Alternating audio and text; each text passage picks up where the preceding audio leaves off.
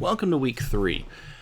Now, one of the biggest transitions that many early strategists have to make, and sometimes it's a bit difficult, is moving from being a consumer to being a producer, moving from being a person who thinks,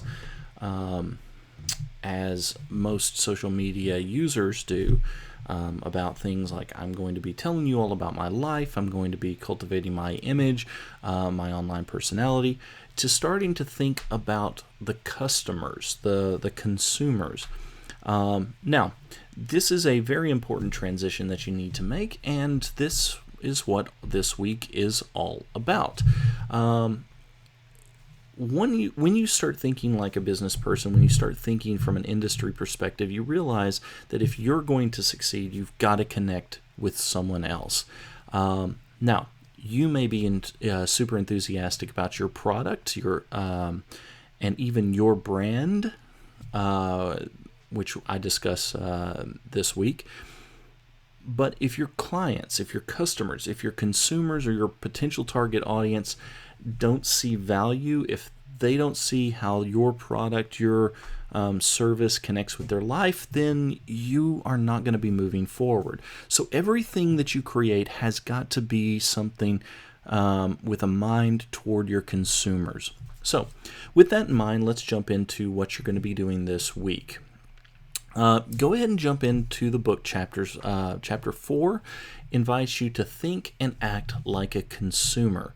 So again, put yourself in the place of the people in the marketplace. Now, this invites you to take a step back as the person who's producing the product, as the client, or as your client. Take a step back and think about what the marketplace is asking for, what your consumers are asking for. Think about what it is that they like, what it is that they don't like, and think about how you might create something that will resonate with them. So you have to actually act outside of yourself. The other, chapter 5, asks you to invite your consumers to be your first fans. Now, the difference between a consumer and a fan is that a consumer simply buys your product. A fan is an evangelist. There you go, get it out. Is an evangelist. A consumer may buy your product. A fan will start telling other folks about it.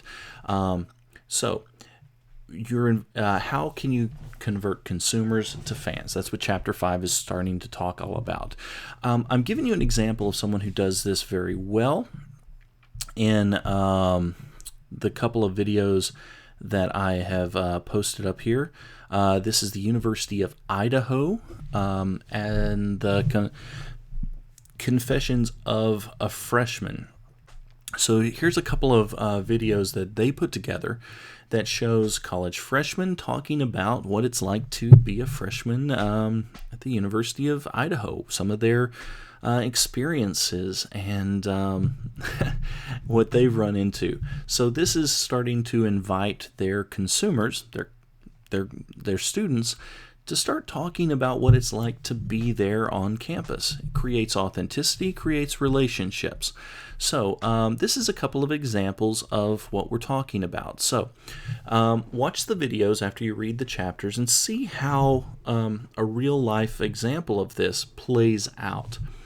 As always, you've got some Facebook courses, some online courses that I'm asking you to finish this week. So go ahead and knock those out as well, and then go ahead and post your completion when that's done.